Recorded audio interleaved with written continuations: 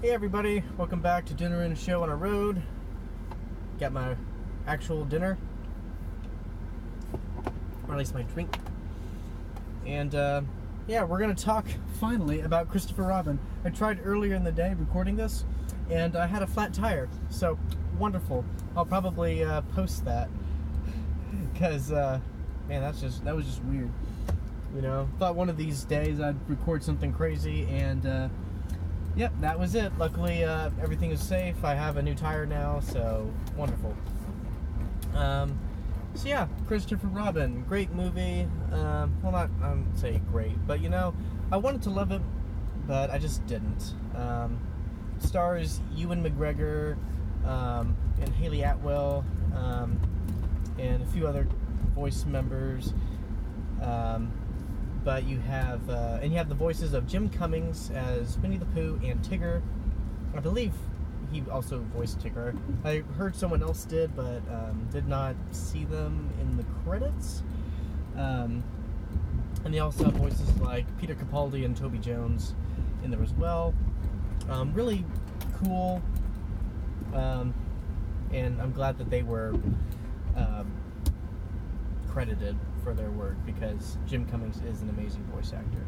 But pretty much, yeah, the story is very much like Hook, in the sense that Christopher Robin is now grown up, and he's not thinking about, you know, the 100 Acre Wood or his friends. You know, he's thinking about work. He's thinking about, you know, his family. Well, he wants to spend time with his family, but, you know, it's just not there anymore. And you know, the war happened. This is after World War II. So yeah, it's just a lot of, you know, just things going on. So the story is pretty much Christopher Robin has to, you know, miss spending time with his family over the weekend at the cottage, because the luggage company that he works for is losing a lot of money, and they have to, you know, make some budget cuts, and that involves firing a few people, and Christopher Robin does not like doing that, but he has to. I mean, so over the weekend he's trying to figure out how to do that, and he goes to a park and sits on a bench, and who do you think shows up? Winnie the Pooh. He somehow stumbles onto our world, and Pooh's trying to find his friends, and so Christopher Robin reluctantly helps him. And I say reluctantly because, you know, he's got work to do. So yeah, pretty crazy. But yeah, I mean, this was a very heartfelt movie. For the most part, I enjoyed it. I watched it twice now. I thought the performances were, for the most part, good. I think the direction of some characters were a little off. So what they got really right, I liked the atmosphere of the movie. You know, it wasn't as colorful as, say, sorry, looking both ways. It wasn't as colorful as, say, like, you know, the drawings, you know, the animated movies, like especially like the 2011 Winnie the Pooh movie. And it's definitely not as colorful as, say, like the other live-action adaptations of their animated work, like Cinderella, Maleficent, Pete's Dragon, Beauty and the Beast, yeah, things like that. So that's definitely lacking. But I mean, I don't think that was a bad thing. The colors were a little more saturated. I mean, this is London during the industrial period, or post-industrial period, you know, after World War II. So it's kind of foggy and just, you know, a lot of saturated colors. So I thought that worked well for it. Pooh was pretty colorful, though. I mean, because, you know, he's Winnie the Pooh. He's got to be yellow in that bright red shirt. And I think towards the end of the movie, it gets nice, a little brighter and cheerier. And they got the characters right. They got the characters for Pooh, Tigger, Kangaroo, Owl, Rabbit, Eeyore, Piglet. I mean, for the most part, yeah, all of them were pretty on point to what they've been. I mean, Kanga and Roo did not get a lot of screen time, hardly any lines, but, you know, they're there. And, you know, for what they said, you know, they pretty much got it. Tigger, Piglet, Eeyore, and Pooh get the most time out of them. Rabbit and Owl, I mean, they have their little squabbles, like they usually do, because they think they're the smartest of the group, and so yeah, so that's kind of funny.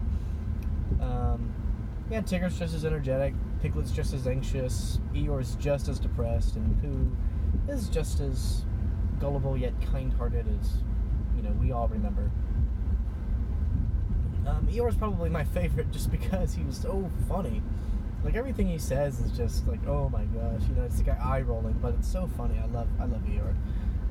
Although Winnie the Pooh's a definite runner-up. Ewan McGregor, I always want to say Ewan, but it's Ewan. Ewan does I thought he was probably the best of all the human actors, the live actors. He was the best as Christopher, and he played Christopher very well. He wasn't too harsh. I mean, he definitely shows like the callousness of just, being in a war and just being at work all the time, and it's just kind of used to disappointment. I think that seems to be what it is. And so when Pooh comes back into his life, he just doesn't know what to do with that. He's kind of confused. He thought that was just a childish thing, and that he just got to grow up. But that's not the point.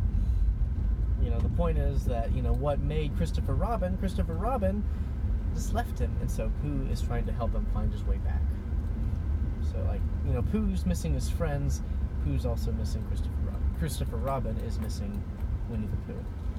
And so they both need each other.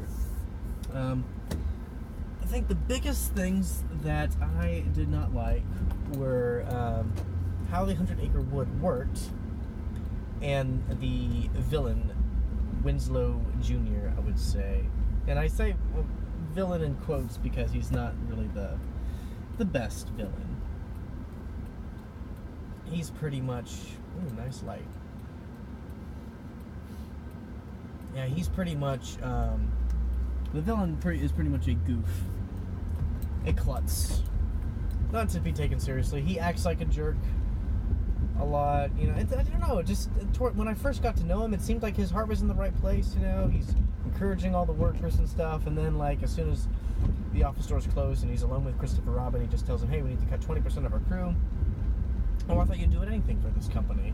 "Oh yeah, I'll help you." And he says stuff like, "Hey, I'll help you over the weekend." And I mean, obviously he doesn't. He's out golfing. And so I mean, overall he was a jerk, but he was too goofy for me to take seriously, I just thought that, if they did something different, I probably would have taken it more seriously.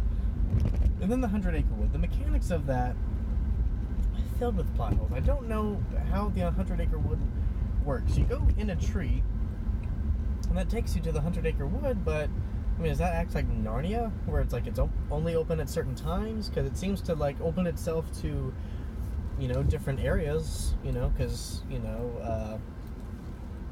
Sussex, I think, is where the 100 Acre Wood tree is, and that's so they go to the tree, when Pooh first gets into our world, and that's where it is.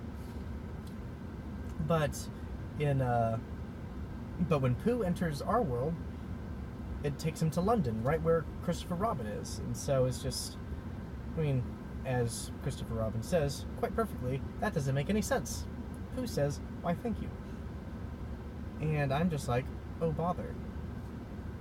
It just doesn't make sense, Is it supposed to act like Narnia, or is it supposed to act like, something else? Just how the world works just needs to be consistent and needs to make sense. It's how do the characters come to life? Because other people see Winnie the Pooh, Tigger, Eeyore, Piglet. They're alive.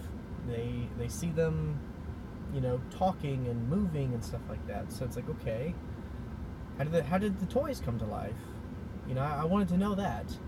I mean, it would have been easier if it was just part of Christopher Robin's imagination and he's just hallucinating seeing these his toys from his childhood come to life, but that's not it. That'd be kind of dark for a kid's movie.